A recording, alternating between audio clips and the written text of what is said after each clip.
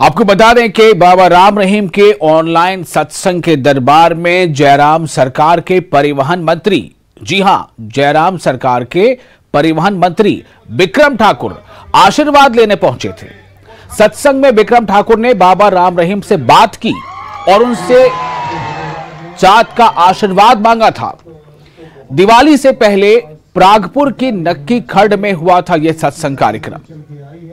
जो भी किसी भी तरह की कोई कमी वहां नजर आती है तो आप लोग मिलके हिम्मत से उसे आशीर्वाद लेने के लिए आया हूं। यहाँ आपके विचारों को सुनकर और जिस प्रकार का मुहिम आपने पूरे देश में चलाया है और जिससे खास करके पंजाब और आसपास के राज्य ग्रस्त हैं, उसमें जो पुण्य का काम आप कर रहे हैं उनकी उससे बड़ी बात कोई नहीं है। और मैं चाहता हूं हिमाचल प्रदेश की जनता जनार्दन जो आपसे इतना प्रेम करती है, आपके इनको दर्शन भी हो और आपका प्रवचन भी समय समय पे मिलता रहे और हम सब लोगों को आपका आशीर्वाद मिलता रहे।